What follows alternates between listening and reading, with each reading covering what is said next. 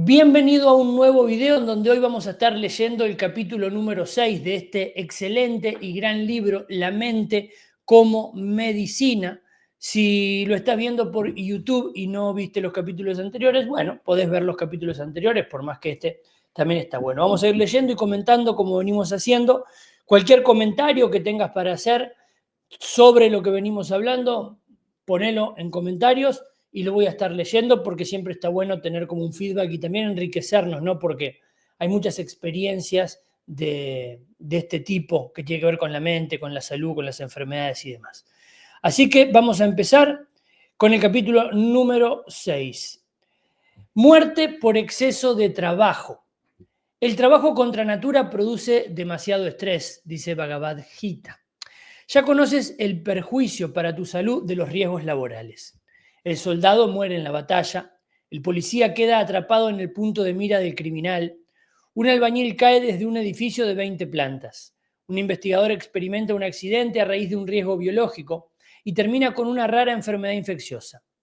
Lo que haces durante la jornada laboral puede afectar claramente al cuerpo, pero afecta a tu organismo no solo a través de los riesgos físicos, sino también a través del poder de la mente, que responde a lo que haces durante tu jornada laboral, ya sea desencadenando las respuestas al estrés o iniciando las respuestas a la relajación. Como vengo diciendo en los capítulos anteriores, y lo repito, fíjense que este libro va directamente a eso. Lo que genera respuestas al estrés nos puede enfermar y lo que genera respuestas a la relajación en nuestro cuerpo nos permite sanar.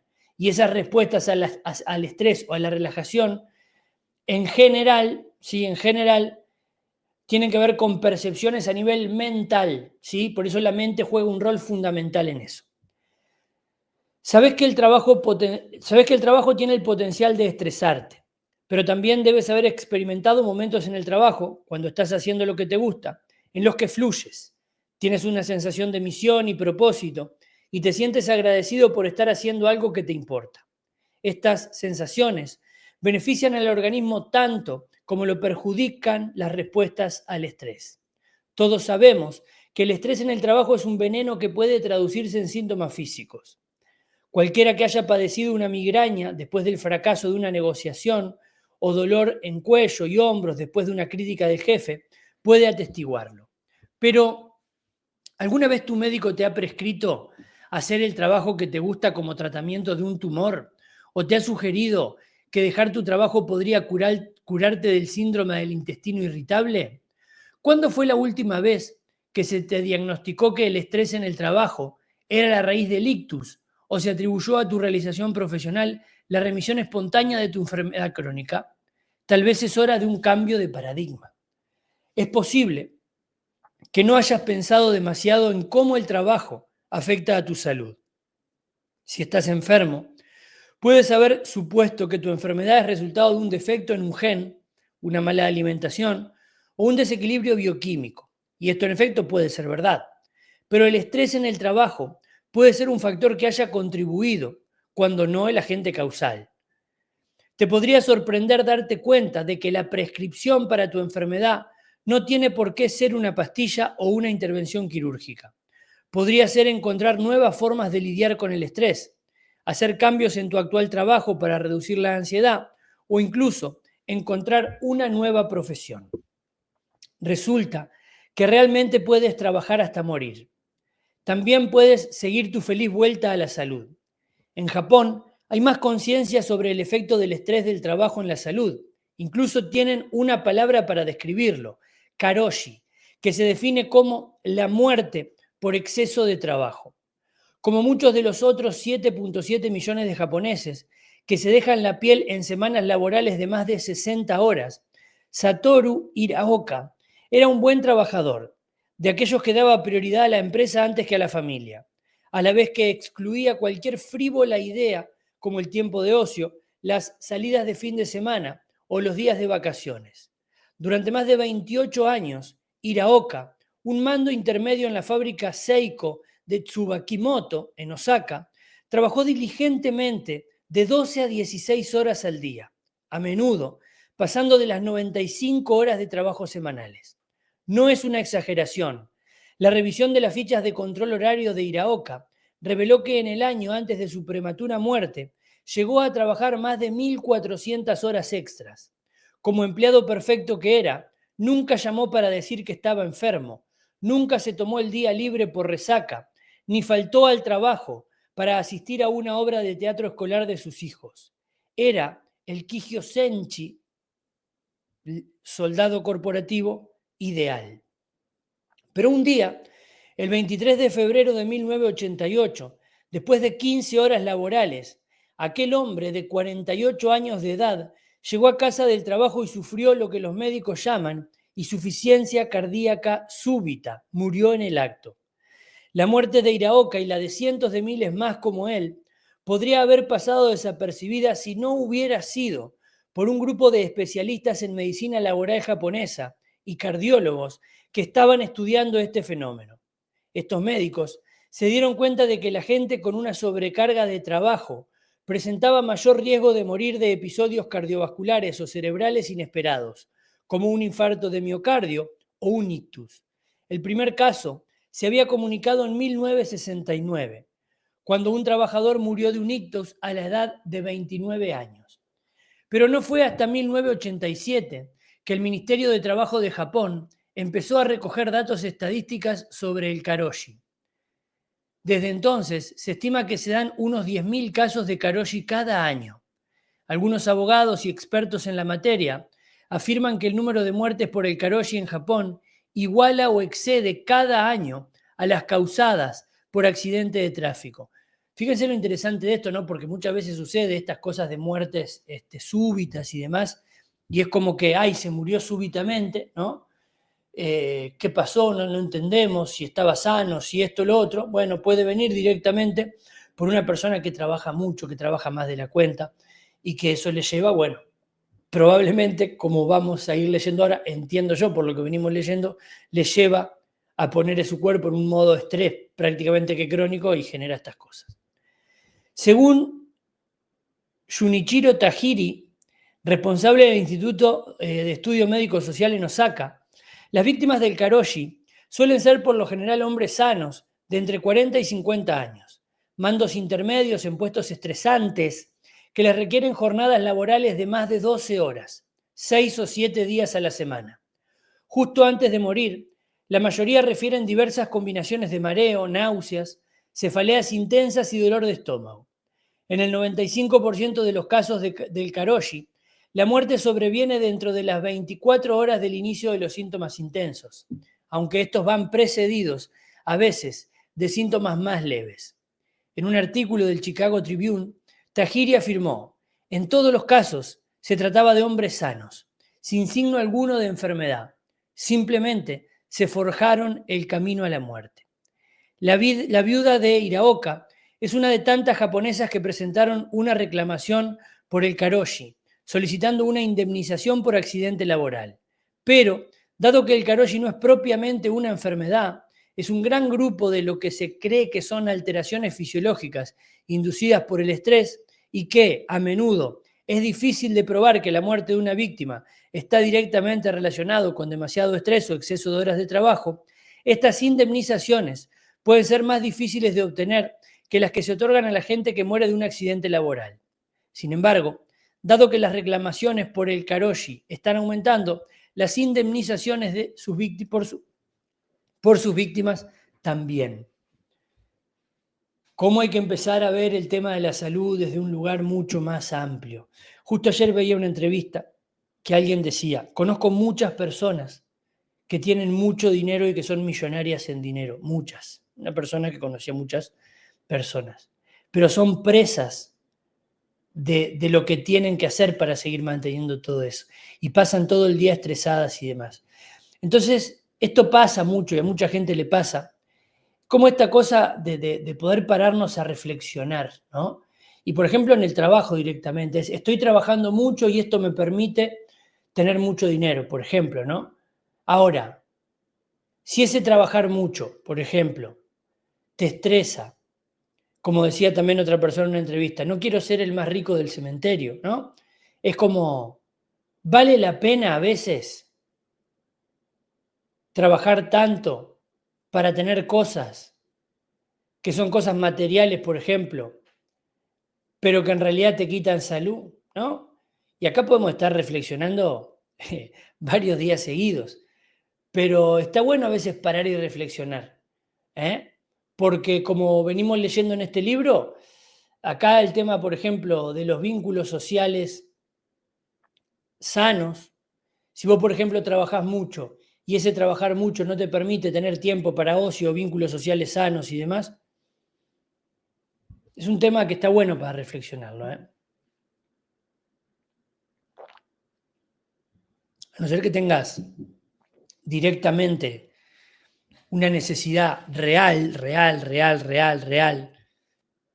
de trabajar mucho, que puede ser por diferentes cosas, ¿no? Porque contrajiste una deuda en un momento y bueno, no sé, diferentes cosas. O bueno, tenés un trabajo que tenés que mantener unos hijos y que si no trabajas más no te alcanza. Y, o sea, obviamente que siempre hay grises, esto no es blanco o negro, pero esto está bueno para reflexionarlo, ¿sí?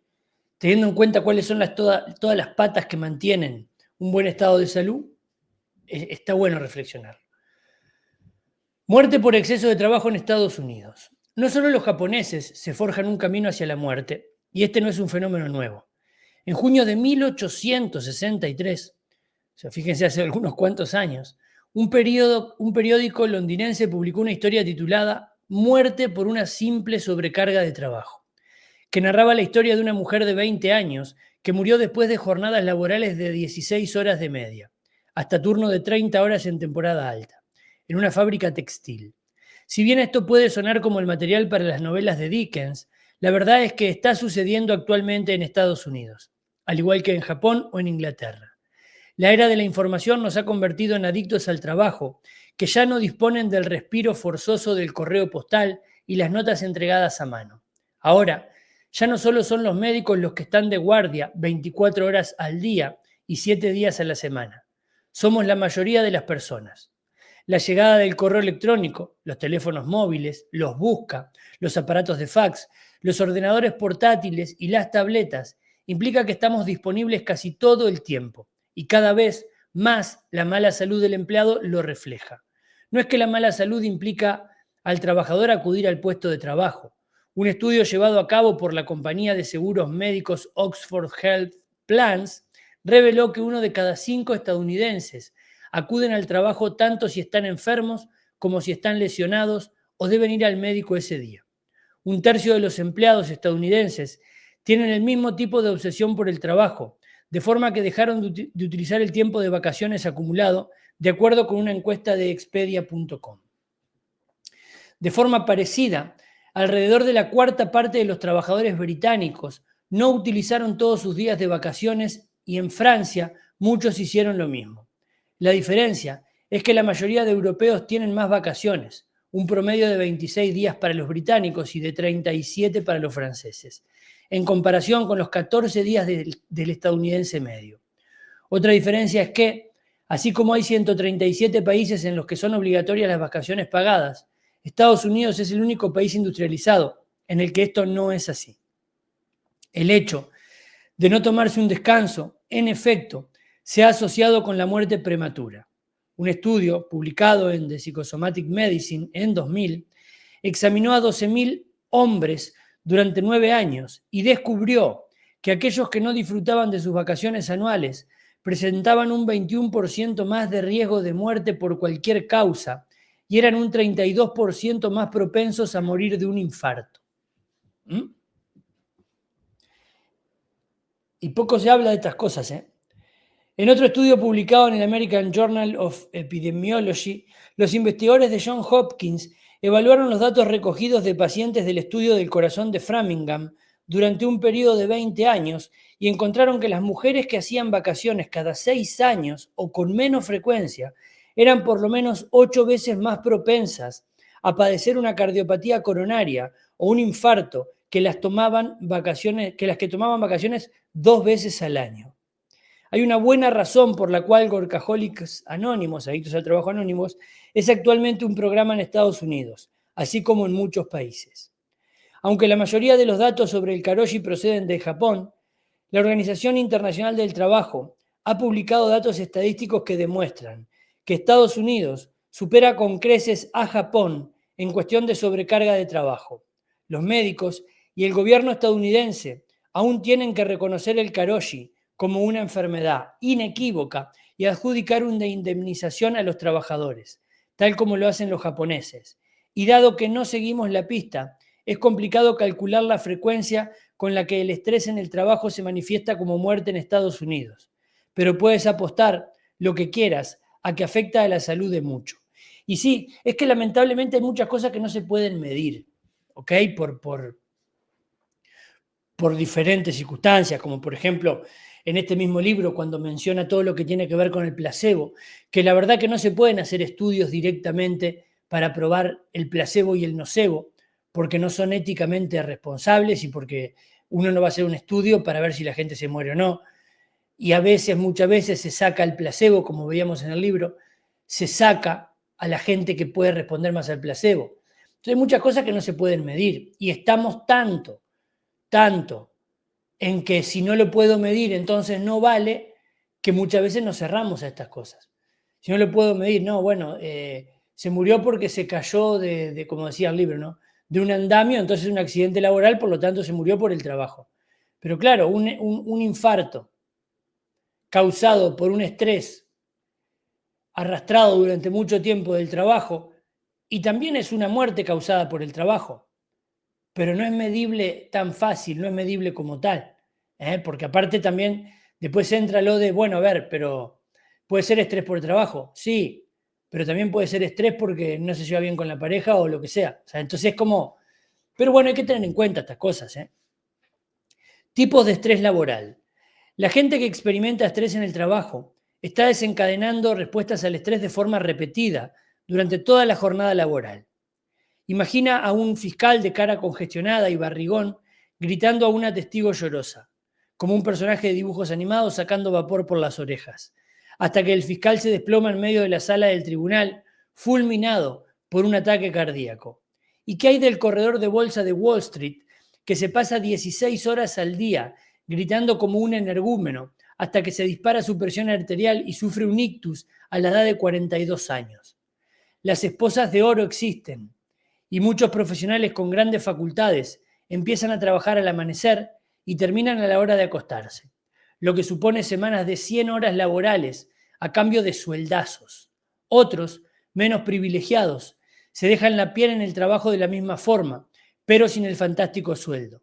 Médicos, gestores de inversiones, asesores empresariales, camioneros, pilotos, abogados y tantos otros hacen frente a jornadas laborales larguísimas y cargas de trabajo inusualmente exigentes.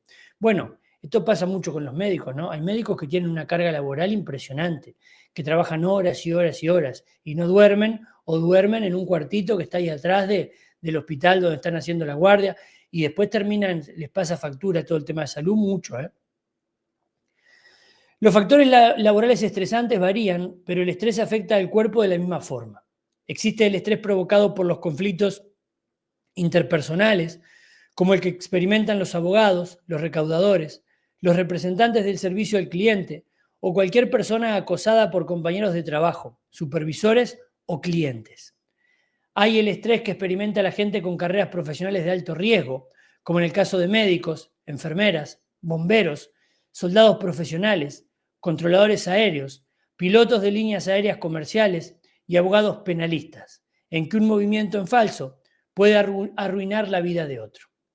Existe el estrés en trabajos que esperan de ti que vendas tu alma o sacrifiques tu integridad, como el del ejecutivo de publicidad, de quien se espera que dirija una campaña publicitaria de un producto poco saludable, del profesional con información privilegiada, al que se le manda que guarde silencio sobre actividades fraudulentas en las que la empresa podría estar involucrada, el soldado al que se le ordena una operación que no cree que sea ética, y el político que sacrifica sus propios valores para conseguir que se apruebe una ley. También existe el estrés de sentirse impotente o con falta de control en el puesto de trabajo, como el que podría experimentar una enfermera que sabe que el médico ha solicitado el tratamiento erróneo, pero que aún así debe seguir sus órdenes, o por el último del escalafón corporativo de una empresa que atesora grandes ideas, pero que no piensa que su insignificante voz importe.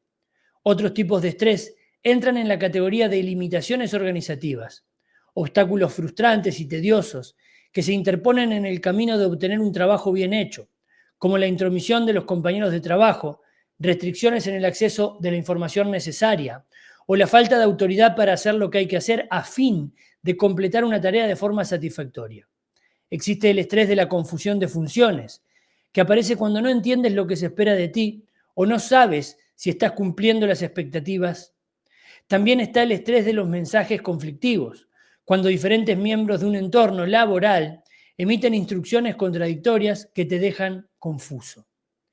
Mientras la mente interpreta todos estos factores estresantes como diferentes, el prosencéfalo percibe lo mismo en todos los casos: amenaza.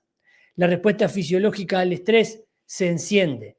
Independientemente de cuál sea la causa del estrés, el organismo manifiesta una respuesta fisiológica similar a la que aparece cuando una persona sufre de soledad crónica. Dado que la mente se comunica con el cuerpo mediante hormonas, la respuesta fisiológica es la misma si estás escuchando cómo te abronca tu jefe, intentando tranquilizar a un cliente enfadado o tratando de apagar un incendio de un edificio en llamas. Por lo tanto, la próxima vez que optes por trabajar horas extras, tu jefe te grite o te veas en una situación en el trabajo que te haga sentir impotente, ten en cuenta que podrías estar quitándote años de vida, poniendo a prueba tu corazón, desgastando tus vasos sanguíneos, irritando tu aparato digestivo, agotando tus glándulas suprarrenales, debilitando tu sistema inmunitario y sobrecargando tu páncreas. Buen punto este. Trabajar unas horas de más no es solamente un tema de tiempo, es un tema de que si esas horas de más tienen que ver con estrés, puede ser un problema de salud importante. Como todo, ¿no? Yo soy bastante repetitivo. Esto no es blanco o negro, ¿no? No es, entonces no voy a trabajar. No, a veces tenemos que trabajar. A veces tampoco no es no trabajar, es reconfigurar la percepción de ese trabajo para que no me genere respuestas al estrés. ¿Vale realmente la pena?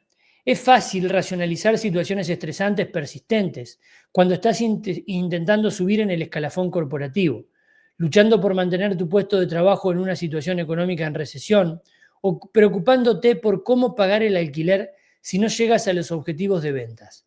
Pero, ¿estás realmente dispuesto a retirar años de la cuenta de tu vida por ganar más dinero, atraer a más clientes o impresionar a tu jefe? Lo que hablamos hace un ratito, ¿no? Hay que poner como en la balanza. Considera, en cambio, la posibilidad de invertir en tu salud para los próximos años, estableciendo límites y aplicando el autocuidado en el trabajo. En el capítulo 8 hablaremos de las maneras de proteger tu cuerpo del estrés laboral. Y en la tercera parte del libro, de cómo asegurar que tu trabajo se ajusta a tu máxima verdad para optimizar tu salud. Hasta llegar ahí, basta con decir que el estrés laboral no es benigno. Para poder vivir una vida larga y con vitalidad, es importante encontrar formas de sentir paz y relajación en el trabajo.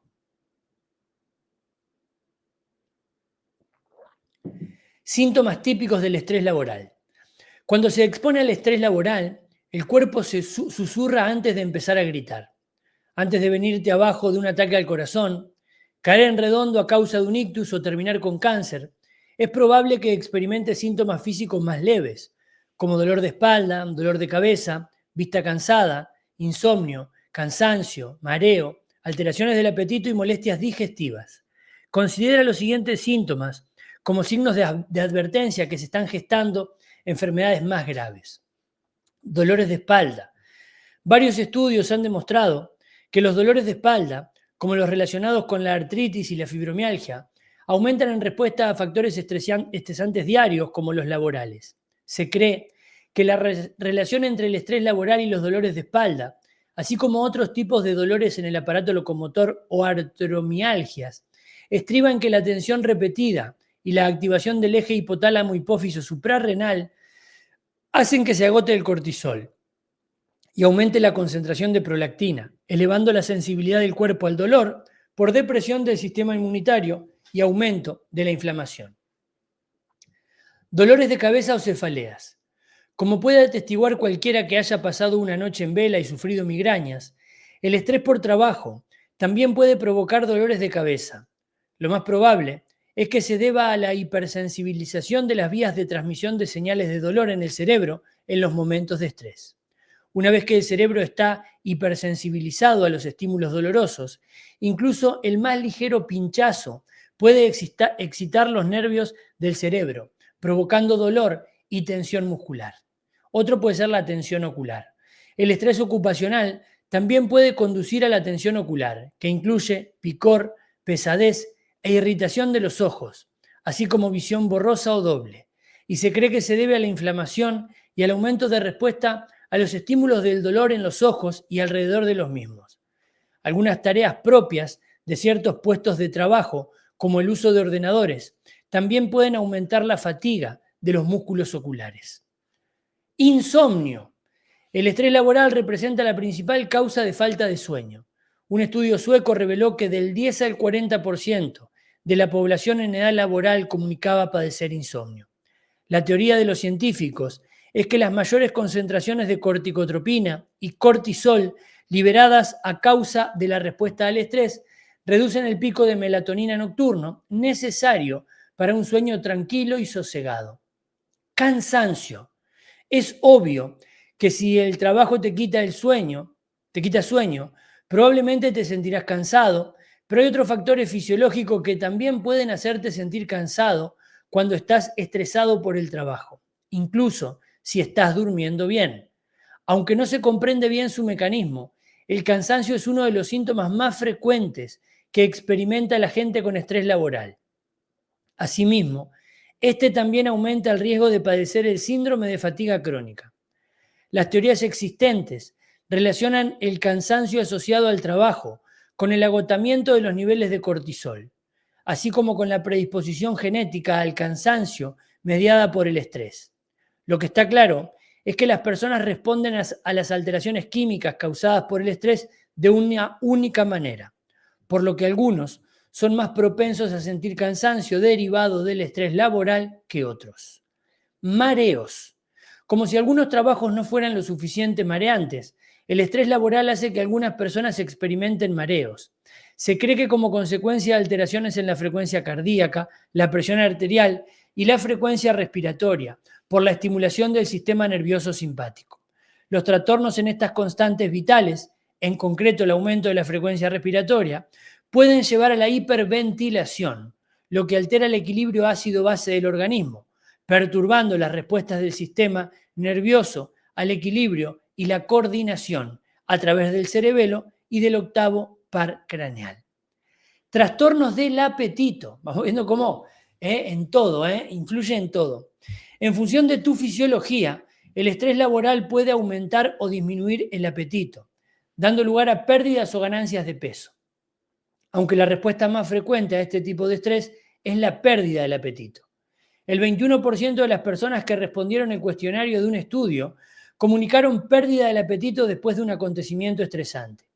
Los factores estresantes del tipo emocional inducen la liberación de corticotropina y hormonas estimulantes de los melanocitos o melanotropina, lo que conduce a la falta de apetito y a la correspondiente pérdida de peso. De forma paradójica, la estimulación del sistema nervioso simpático también provoca asimismo la liberación por parte del estómago del aminoácido grelina, responsable de la sensación de hambre y que puede derivar en un aumento de peso.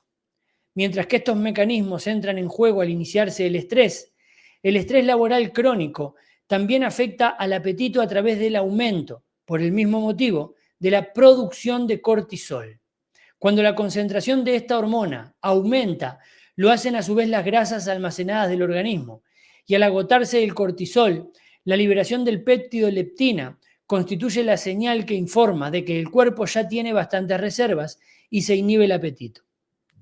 A mí muchas veces me lo preguntan, bueno, como yo trabajo en el tema de la pérdida de peso y demás, muchas veces me preguntan si el estrés puede llegar a tener que ver con el tema del sobrepeso. Y sí, está bastante estudiado que el estrés puede llegar a tener que ver con el tema del sobrepeso. Por diferentes mecanismos, como estos mecanismos que acaba de mencionar, y por otros mecanismos más, ¿sí? Pero sí puede tener que ver. Por eso, una de las grandes recomendaciones que yo puedo dar tiene que ver muchas veces con la meditación. ¿Por qué? porque es una herramienta que, bueno, va en contra del estrés, ¿sí? A ver, también una cosa que tenemos que ver, y como lo venimos viendo en el libro, y ya lo he mencionado, el estrés nos hace mierda, ¿eh? O sea, esto tenemos que ser claros con esto. El estrés nos hace mierda, porque pone al cuerpo un estado de estrés, obviamente, en donde todo funciona mal, ¿sí? O funciona bien, pero si el estrés es agudo, es por una situación que después se tiene que bajar. Cuando está el estrés crónico, que pone al cuerpo mal casi siempre, nos hace mierda. Y lo voy a repetir otra vez. Por eso muchos le llaman que el estrés es la gran enfermedad silente, ¿sí? Silenciosa que nos está matando. Porque, no, se muere de un infarto causado por el estrés, pero lo que tenemos en cuenta no, que fue el infarto, no, que tuvo un ACV por el estrés, no, que desarrolló por el estrés. O sea, entonces, por eso hay que trabajar. ¿Y por qué entonces no se trabajan en medidas que tengan que ver con manejar mejor el estrés? Porque no se tiene en cuenta mucho, porque no es como ha funcionado la medicina en todos estos últimos años, y porque además, por más que nos demos cuenta de que esto puede ser así, vamos a mencionar lo mismo de siempre, que es la enfermedad se ha transformado en un gran negocio, lamentablemente, y bueno, si cada uno de nosotros no somos los que nos ocupamos de leer este tipo de cosas, de entender las cosas, y ahí empezamos a tomar acciones para poder estar con menos estrés, para poder cambiar las percepciones de lo que nos pasa. Además, por lo menos al día de hoy, no hay una pastilla que lo haga, y al día de hoy nuestra medicina está enfocada directamente en dar pastillas o algo por el estilo. Entonces, ahí está el tema. Molestias gastrointestinales. Con frecuencia, el estrés laboral conduce a trastornos gastrointestinales como náuseas, ardor, cólicos intestinales, diarrea y síndrome del intestino irritable, probablemente causado por el aumento de la cantidad de corticotropina generada durante la respuesta al estrés. En respuesta a la corticotropina, se retrasa el vaciado gástrico, lo cual conduce a dolores de estómago y cólicos intestinales. Puede empeorar el ardor, no solo porque aumenta la concentración de ácido del estómago, sino porque la respuesta al estrés reduce el umbral del dolor en el estómago, incrementando la percepción del dolor en respuesta al ardor y la predisposición a las úlceras. La respuesta al estrés también disminuye la capacidad de dilatación del estómago, lo que a su vez estimula la concentración de los músculos del colon y conduce a la diarrea y a los demás síntomas del síndrome del intestino irritable, probablemente relacionados con la hiperproducción de hormona liberadora de corticotropina. El estrés causa muchísimos síntomas, y si estás teniendo alguno de estos síntomas, ¿sí?, que son síntomas que no son como el síntoma fatal o el síntoma limitante, son síntomas con los que muchas personas viven en el día a día. Si te pasa alguna de estas cosas, es importante que empieces a tener en cuenta que puede ser el estrés diario que puede estar causando, y que todos estos síntomas son los que te pueden llevar a algo más complicado el día de mañana. Entonces, tenemos que tratar de tomar acción. ¿Tomar acción cómo?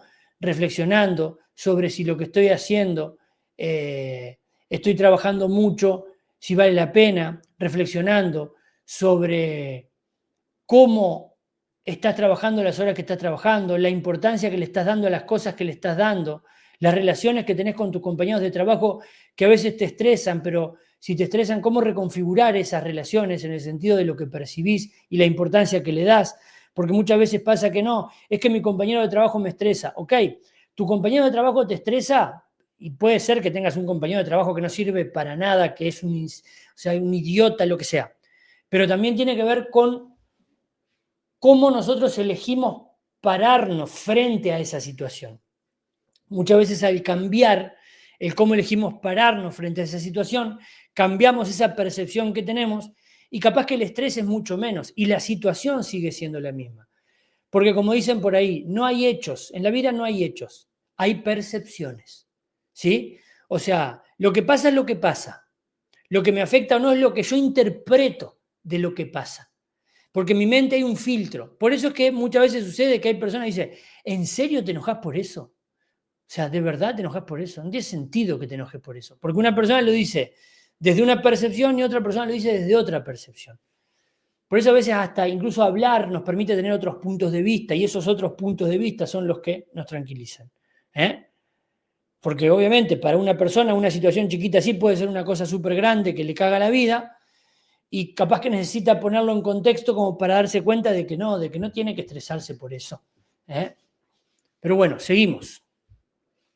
El estrés laboral y las enfermedades potencialmente mortales.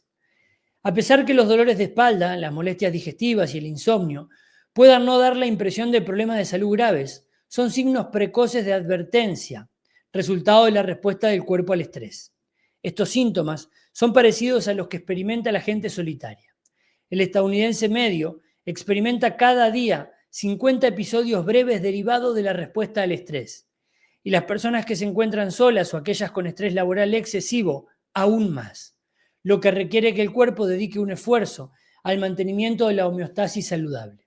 Al principio, el cuerpo no desfallece, pero con el tiempo se agota y empeora. Los incrementos frecuentes de la presión arterial hacen aumentar el grosor de los vasos sanguíneos, provocando incluso la rotura de la pared de los mismos. La producción excesiva de ácidos grasos y glucosa causa ateromas o placas en las arterias que conllevan enfermedades cardíacas. La tensión muscular e inflamación crónica conduce al dolor y a los trastornos del aparato locomotor. La hiperproducción de cortisol deprime el sistema inmunitario, predisponiendo el organismo a las infecciones y al cáncer. La estimulación prolongada de las respuestas al estrés debida al trabajo conduce a enfermedades del corazón, tiroides, úlceras, enfermedades autoinmunes, obesidad, diabetes, disfunciones sexuales, depresión, anorexia nerviosa, síndrome de Cushing, enfermedad inflamatoria y cáncer. Un estudio demostró incluso que las personas en un ambiente de trabajo hostil son más propensas a morir jóvenes.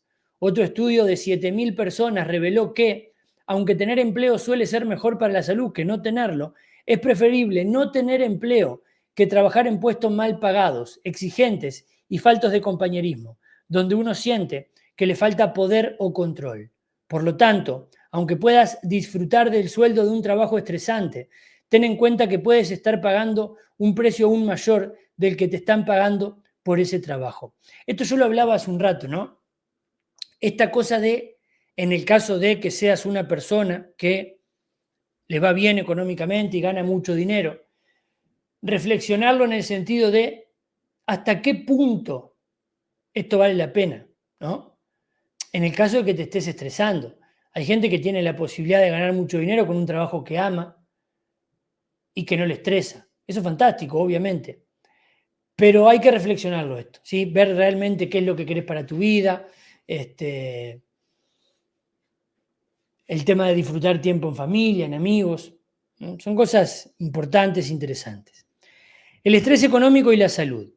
Si te encuentras en un trabajo estresante y sospechas que tu salud está sufriendo como consecuencia, puedes pensar en reducir horas, dejar el trabajo o cambiar la trayectoria profesional.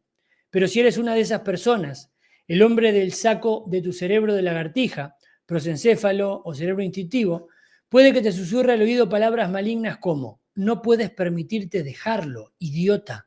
¿Cómo vas a pagar las facturas? Este es un problema real para mucha gente. Tu cuerpo puede descompensarse cuando estás en un entorno de trabajo estresante, pero el miedo a perder el trabajo puede amplificar aún más estos sentimientos. Normalmente, el estrés laboral y el económico están relacionados. De hecho, se trata de un callejón sin salida, porque el estrés económico puede ser tan perjudicial para la salud como el estrés laboral o la soledad. Son numerosos los estudios que vinculan la riqueza con la salud. Gopal Singh, del Ministerio de Sanidad y Servicios Humanos, junto con Mohammad Siapush, profesor en el Centro Médico de la Universidad de Nebraska, crearon un indicador para medir las enfermedades sociales y económicas mediante los datos del censo sobre enseñanza, ingresos, pobreza, vivienda y otros factores. Lo que descubrieron al examinar estos datos desde el año 98 al 2000 fue que una persona adinerada vive 4,5 años más que una pobre, 79,2 frente a 74,7. Y según Singh, esta diferencia de longevidad aumenta con el tiempo. Una persona acomodada es menos propensa a padecer casi todas las enfermedades, a excepción del cáncer, y si lo contrae, su probabilidad de sobrevivir es mayor. Presentan menos probabilidad de tener accidentes o terminar discapacitados, y sus hijos tienen el doble de probabilidad de sobrevivir que los nacidos en familias pobres. Esto es interesante, ¿no? Porque muchas veces entramos en la discusión de que tener dinero no te asegura tener salud, lo cual es verdad, ¿sí? Lo cual es verdad. Hay mucha gente que tiene mucho dinero y termina enferma, y hay gente capaz que no tiene dinero y está sana toda la vida. Pero como siempre, no es blanco o negro, hay grises. Obviamente que, digo obviamente porque por más que se puede discutir desde diferentes lugares, para mí es como un poco obvio que estar más, porque esto tiene que ver con el estrés económico, estar más tranquilo económicamente desencadena menores respuestas al estrés desde ese lugar. Por eso entiendo yo que se es menos propenso a desarrollar enfermedades, ¿sí? Pero bueno, seguimos leyendo. La gente rica incluso sufre menos que la gente pobre antes de morir. En un estudio, los investigadores entrevistaron a los familiares supervivientes de 2.604 hombres y mujeres de 70 años o mayores, con un patrimonio neto de $70.000 o más al morir. Descubrieron que las personas con la renta más alta presentaban el 33% menos de probabilidad de haber sufrido de dolor en el año anterior a su muerte. Eran los que, con menos frecuencia, habían experimentado depresión o dificultad para respirar. Estas diferencias persistieron aún después de que los investigadores tuvieran en cuenta la edad, sexo, raza, formación y enfermedades ya existentes de estas personas. ¿Por qué esto es así? Los investigadores postularon que aquellos con mayores recursos económicos pueden expresar sus síntomas de forma más asertiva y pedir mejor asistencia. También tienen mayor acceso a los servicios que los seguros médicos pudieran no cubrir. Por supuesto, estos contrastes suponen uno de esos enigmas del tipo: ¿qué fue primero, el huevo o la gallina? ¿Son los ricos capaces de ganar más dinero porque están más sanos? ¿Presentan los pobres desventajas económicas porque están enfermos? ¿O sencillamente el rico tiene acceso a una mejor salud preventiva y tratamientos poco corrientes porque puede permitirse pagar por ello? Podrías argumentar que el acceso a una asistencia sanitaria de primera categoría es lo que explica esta diferencia, pero los estudios demuestran que no es esta la razón.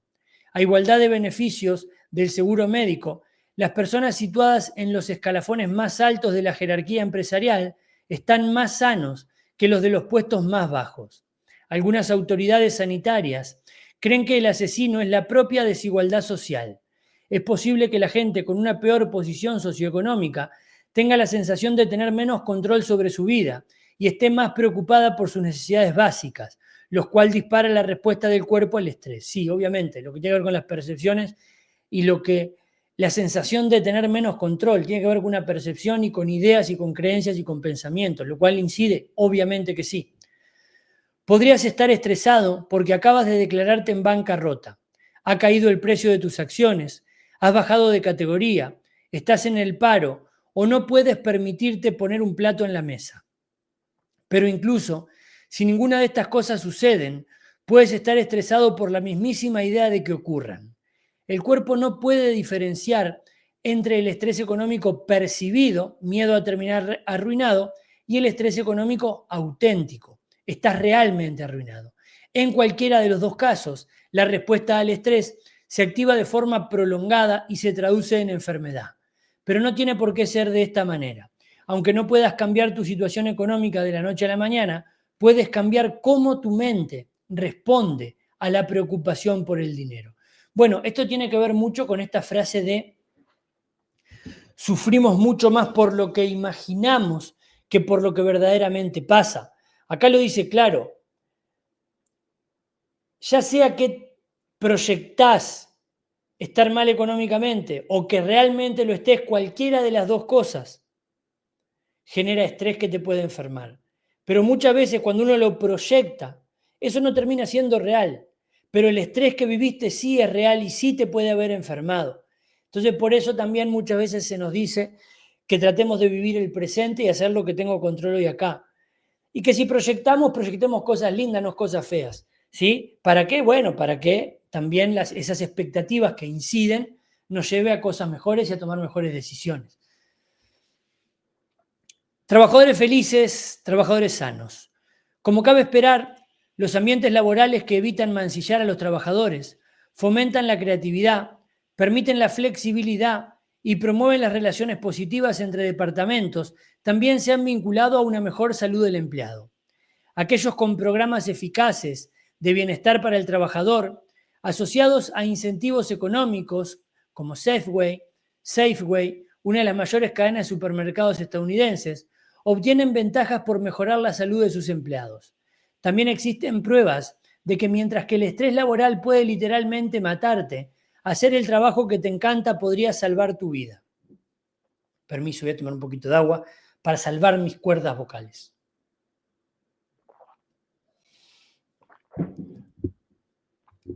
Encontrar tu dicha profesional puede resultar una medicina para la mente y el cuerpo responde con una mejor salud y más felicidad.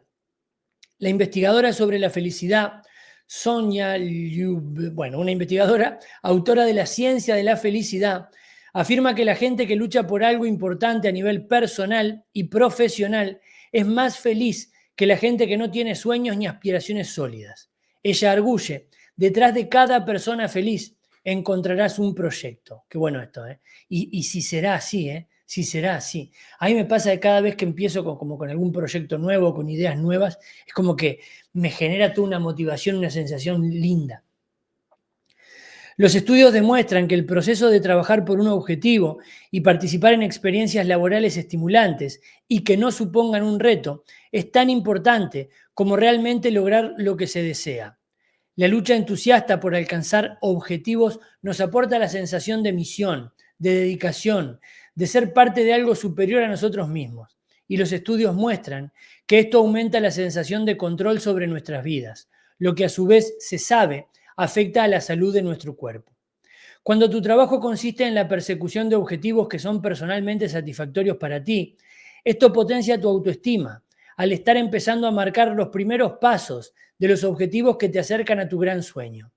Te ennoblece y te motiva a seguir perseverando, haciendo lo que te encanta, aun cuando la lucha por estos objetivos requiera arduas tareas, asumir riesgos e incertidumbre. El hecho de perseguir fines también añade significado y estructura a nuestras vidas. Nos mantiene centrados, garantizando que el mundo será un lugar mejor porque nosotros estábamos en él. Esforzarse por dejar un legado o seguir una llamada aumenta la felicidad, lo cual deja al cuerpo alimentado de hormonas inductoras de la salud que refuerzan el sistema inmunitario, relajan el sistema cardiovascular y desactivan la respuesta al estrés. Ten en cuenta que cuando hablo de trabajo, me refiero a cualquier actividad con la que pasas la mayor parte de las horas del día. Para algunos, esto es un cargo remunerado.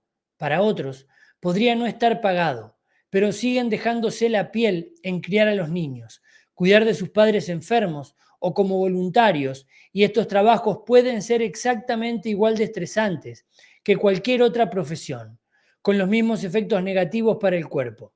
También pueden aportar tanto significado y propósito a tu vida, que producen efectos positivos sobre el organismo. La clave está en recordar que tal como sienta nuestra mente que pasamos el día, es decir, cuán relajados, felices y plenos estamos, va a traducirse en la fisiología de nuestro cuerpo. Demasiada gente está de acuerdo con la mentalidad de por fin ya es viernes, que les lleva a temer los lunes. Exhalar un suspiro de alivio a mitad de semana y luego beber demasiado todo el fin de semana antes de ponerse cabizbajos y trabajar como esclavos de nuevo en una ocupación que no les gusta.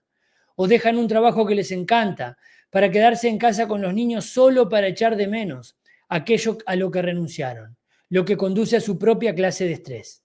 Sin embargo, cuando te sientes libre para ser creativo en tu trabajo, disfrutar de autonomía y respeto, tener objetivos claros y medidas de desempeño, estar bien apoyado por tus compañeros, sentir que tu trabajo está en consonancia con tu integridad, saber que lo que estás haciendo ayuda a los demás, tener sentido de misión y propósito, expresar tus dones únicos en el trabajo, estar bien pagado y disponer de suficiente tiempo de ocio para destinarlo a otras actividades, es menos factible que experimentes estrés laboral y más probable que goces de mejor salud. Siempre vamos a lo mismo con este libro, ¿eh? Hay que cuidar la manera en la que vivimos, las percepciones que tenemos, cómo utilizamos nuestro tiempo, qué pensamientos y creencias tenemos. Hay gente que pasa estresada todo el día, ¿eh? Todo el día. Que, como siempre digo yo, muchas veces hay quejas que tienen su sustento. No es que esté mal quejarse, ¿no? No está mal, a veces uno se queja de cosas. Ahora, hay gente como que su manera de vivir es quejándose. Y claro, las quejas te quitan años de vida, la verdad. Seguimos. La creatividad y la salud. Puede parecerte secundario mencionar la creatividad como algo para tener en cuenta en tu salud. ¿Quién ha oído alguna vez prescribir una afición como medicamento preventivo o tratamiento para una enfermedad? Pero los datos científicos demuestran que la expresión creativa puede inducir respuestas de relajación que contrarresten las respuestas al estrés. Tristemente, ser creativo tiene mala reputación en nuestra sociedad. Desde niños hemos sido adoctrinados en la idea de que la ciencia, las matemáticas y los negocios son más valiosos que el arte, la música, el teatro y la escritura. Lo que nuestra sociedad parece haber olvidado es que ser creativo no solo es ser divertido, sino que es bueno para la salud. Ten en cuenta que cuando hablo de expresarte creativamente, utilizo una definición muy vaga de la palabra creatividad. No me limito a la creatividad de las artes. En algunos casos, tu forma de expresión creativa puede ser la pintura, el baile, tocar un instrumento o escribir poesía. Pero también puedes expresar tu creatividad con el scrapbooking o colección de recortes, los arreglos florales, la fotografía, la jardinería, la decoración de interiores, blogueando, tejiendo, cantando en la ducha o realizando una lluvia de ideas. Podrías expresarte escribiendo el perfecto correo electrónico, cocinando una comida para gourmets, elaborando listas de reproducción de música para tu iPod, bailando salsa o generando ideas para nuevos productos en el trabajo. Podrías crear talleres, diseñar joyas u hornear el bizcocho perfecto. Hagas lo que hagas, flexionar los músculos de la creatividad es tan importante para la salud y la felicidad en general como flexionar tus bíceps. El vínculo entre la creatividad y la salud está perfectamente definido, por lo que todo lo que te permita ser más creativo en la vida va a beneficiar la fisiología de tu cuerpo y la mente. La expresión creativa libera endorfinas y otros neurotransmisores del bienestar, reduce la depresión y la ansiedad, mejora la actividad del sistema inmunitario, alivia el dolor físico y activa el sistema nervioso parasimpático, disminuyendo así la frecuencia cardíaca, la presión arterial, pausando la respiración y reduciendo la concentración de cortisol. Los beneficios para la salud de la expresión creativa son, entre otros, la mejora del sueño y del estado de salud general, menos visitas al médico, menos uso de medicamentos, menos problemas de visión. La creatividad disminuye los síntomas de la ansiedad y mejora la calidad de vida en mujeres con cáncer, refuerza los sentimientos positivos, alivia el malestar y ayuda a esclarecer los problemas espirituales y existenciales. Disminuye el riesgo de padecer Alzheimer, reduce la ansiedad, mejora el humor, la actividad social y la autoestima. Ustedes fíjense todos los efectos positivos que tiene esto, ¿no? ¿Y cuántas personas hay que dejan de lado expresar su creatividad sobre cosas que les gusta hacer porque, bueno, la vida se los comió? Que el trabajo, que los hijos, que, a ver, son fundamentos que tienen sentido, ¿no? Pero uno tiene que tratar de hacer lo que le gusta, la verdad. En la medida que pueda, ¿no? En la medida que pueda. Pero hay que tener en cuenta estas cosas. Cuando damos rienda suelta al proceso creativo, Nos aprovechamos de los procesos subconscientes que nos ayudan a curarnos y a prosperar. Expresarte de forma creativa ejercita el lado derecho del cerebro, y esto no solo afecta a tu cuerpo, sino también al estado emocional, conduciendo a una mayor felicidad. Y tal, como vamos a debatir en el capítulo 7, es un fenómeno comprobado que la gente feliz tiene mayor probabilidad de estar sana. Los beneficios que aporta la creatividad a la salud son increíbles. Es una prueba de cómo la expresión creativa afecta a la persona. La creatividad también influye en tu vida laboral, en tus relaciones, en tu sexualidad, en tu espiritualidad y en tu salud mental. Tal como enseña el terapeuta de arte Marty Hunt, expresarte creativamente también promueve la paz social al mejorar la compasión, la tolerancia, la amabilidad, la armonía, la expansión, el crecimiento, la colaboración, el respeto y la curación. Incluso, al parecer, pueden aflorar beneficios no relacionados como resultado de expresarte de forma creativa, como una mejor fertilidad. A la vez que tu vida creativa puede ser una fuente potente de relajación fisiológica, también puede ser un factor de estrés si te sientes creativamente frustrado. Una de mis pacientes tuvo una novela en su cabeza durante años, pero debido a que estaba demasiado ocupada en el trabajo, su novela nunca había sido escrita. Cada día se sentía estresada por el hecho de que un día moriría sin haber escrito su libro. La creatividad solo es sanadora si buscas el tiempo para darle su prioridad. Por lo tanto, no olvides expresarte a tu propia manera. Todos tenemos una canción en nuestro interior anhelando ser cantada, como solo nosotros podemos cantarla. Como escribe la poeta Mary Oliver, dime, ¿qué has planeado hacer con tu única vida salvaje y preciosa? Esto es porque sí, o sea, yo me quedo así como y termino siempre diciendo lo mismo entre cada capítulo, ¿no? Es tan claro lo que dice acá y tan obvio en algún punto que está bueno. Receta para el estrés en el trabajo. Si te sientes estresado por el trabajo o por el dinero, no te desesperes. No necesariamente tienes que entregar tu carta de dimisión o ganar la lotería para contrarrestar la respuesta al estrés. Pero debes tener una conversación íntima contigo mismo sobre cómo estos problemas pueden estar afectando tu salud. Si te has propuesto prevenir la enfermedad o curarte a ti mismo de una enfermedad, sé lo suficiente valiente para decirte a ti mismo la verdad. Si te preocupa cómo estos factores estresantes pueden estar afectando a tu cuerpo, no todo está perdido. Hay esperanza. Puedes ser capaz de prevenir la enfermedad o revertir una que ya padezcas, haciendo cambios positivos, con el objetivo de traer más relajación a tu cuerpo. Si no puedes cambiar tu vida profesional, aún puedes contrarrestar, por lo menos, un porcentaje de los efectos negativos de la respuesta al estrés sobre tu cuerpo, con técnicas que han demostrado clínicamente activar la respuesta de relajación fisiológica del cuerpo y mejorar tu salud. En el capítulo 8 explicaré estas técnicas inductoras de la salud. Pero hasta entonces, ten en cuenta esto: quitarnos las máscaras que usamos con el fin de impresionar a los demás o parecer más profesional, o encubrir nuestras imperfecciones o protegernos para que no nos hagan daño, puede hacer maravillas en nuestra búsqueda de una salud óptima. Ser inexcusablemente quienes somos, no solo en el trabajo, sino en casa, en el patio del colegio, en la iglesia, donde sea, calma la mente, detiene la respuesta al estrés, induce la respuesta a la relajación y cura el cuerpo. La autenticidad en el trabajo y en la vida puede ser una medicina para el cuerpo. Dicho de otra forma, estar conectados con nosotros mismos y ser quienes somos es importante para nuestra salud. La verdad que ha sido un capítulo muy interesante, este capítulo, muy, muy, muy interesante.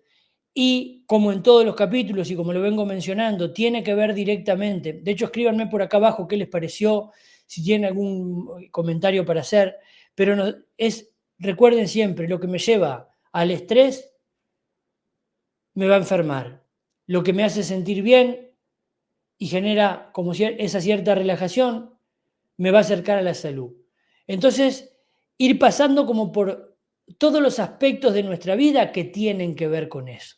Y como veíamos, no solamente es comer bien, hacer ejercicio, sino también desarrollar la creatividad, la interacción social y demás. Así que bueno, esto ha sido el capítulo número 6 de este hermoso y gran libro, La mente como medicina. Espero que te esté gustando, que lo estés leyendo conmigo, que estés sacando alguna cosa interesante que te ayude a vivir mejor. Así que bueno, déjame tu comentario por acá abajo si tenés ganas de hacerlo, o simplemente un comentario, un gracias por leerlo, Fede, o Fede no me gusta, no importa, pero algún comentario siempre suma. Así que bueno, beso grande y nos vemos en el próximo video.